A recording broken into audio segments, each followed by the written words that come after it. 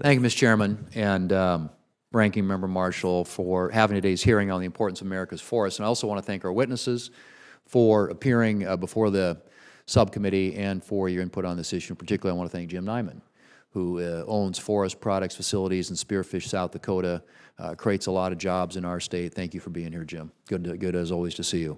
And let me start with you. As you know, local communities and forest health are affected when forest products companies like yours don't have enough material available to sustain their operations. So without the forest products industry, we just simply don't have the ability to do the work that's necessary to care for our public and privately owned forests in the long term.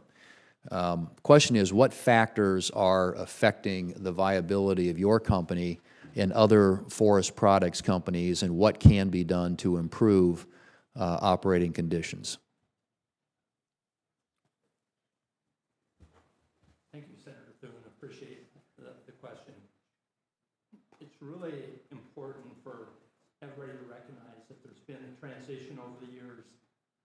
It used to be a buy-sell relationship, and there was a lack of trust. We are now transitioning to a partnership with the Forest Service. And continuing developing that partnership is important. We need the forest. In our case, we're 80-some% dependent on federal lands, and the forest needs us to treat those. When you lose that recognition and relationship, and you create other interests and don't recognize the importance of the industry there as a vital part of it, then if that industry goes away, we got really serious issues.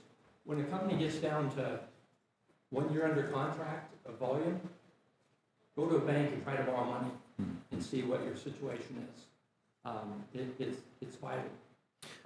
You can't invest. So we enjoy our relationship with the Forest Service, but we need to start thinking in terms like you do in the private industry in the South. How do you develop relationships that has a wood supply of 10 or 20 years in front of you so you make the investments? So, Senator, in Colorado, we're looking right now. I'm on the Softwood Lumber Board, and we're looking in Colorado if we can potentially get that mill up and going. Can we now look at the Front Range? We're working with the Gates Foundation for extending that to look at mass timber in the Front Range of Colorado. The potential, if you can create a healthy industry, is really important, Senator. And would you characterize the current state of that relationship? You talk about that relationship between your company like yours and the Forest Service. We have an extremely good relationship with the Chief of the Forest Service in NDC. We have an extremely strong relationship with the regional office with the Forest Service, a good relationship. We have new leadership in the Black Hills, so we're developing that relationship again. We hope that to be a very strong partnership. It's vital for us and them both. How often are sawmills restarted once they shut down, and how successful have efforts been to reinvigorate the forest products sector in areas where it has been previously shuttered? I might be one of the rare examples in Colorado where one was shuttered, and we stepped in with nobody else interested. Same in Oregon. As a general rule, once those mills shut down, they're gone. Yeah. A lot of times that company will then find another location and either auction it off or move that sawmill to a place where there's a resource. So I give you examples where they started back up, but that's more rare than rare. Okay. Mr. Hartman, in your testimony, you discussed Good Neighbor Authority, which you referenced just in response to Senator Marshall, which allows the Forest Service to enter into agreements with state forest agencies to do the critical management work that keeps our forests healthy and productive.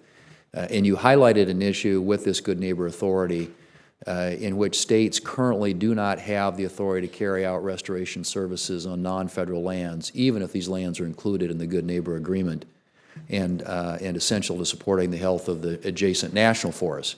I've got a bill. It's called the Expediting Forest Restoration and Recovery Act, which would address this by allowing states to retain good neighbor agreement revenues for authorized restoration services on any land under a good neighbor agreement in the state.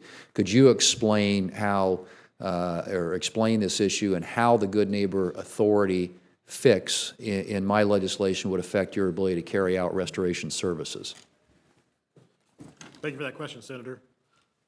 Yes, so wildfire, insect and disease, watershed boundaries, they don't stop at the boundaries that we place on a map. So the current system where the revenues generated from working at that landscape scale do stop at the boundaries on the map is prevents or limits the ability of state, local, tribal entities to maintain that good neighbor relationship and continue doing that conservation work across the landscape regardless of jurisdiction.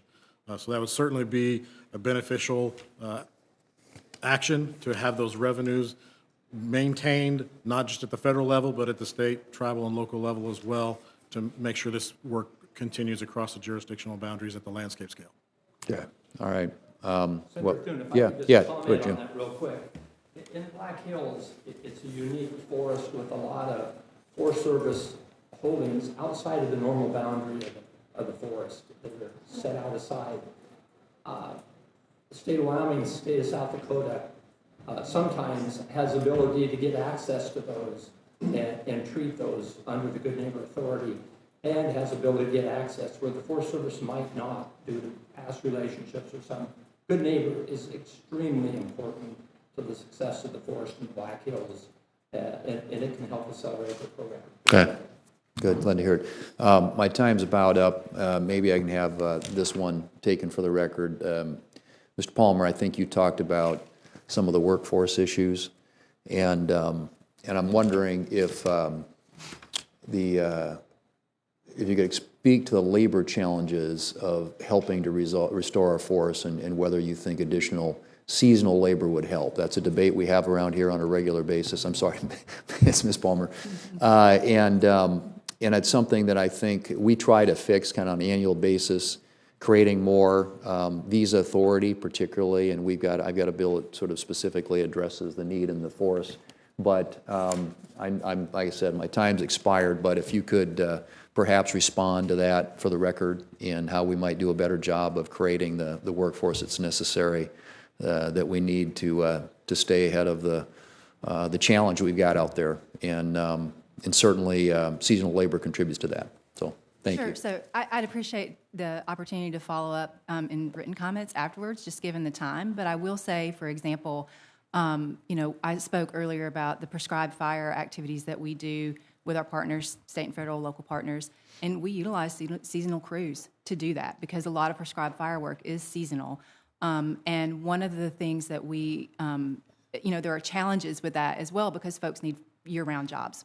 So one of the opportunities that some of the other strategies that the Forest Service is implementing, the reforestation strategy, prescribed fire, we do have an opportunity to be creative and think about how a forestry workforce can have year-round employment, but doing different things and perhaps in different geographies depending on what the restoration need is. Okay. Thank you, Mr. Chairman.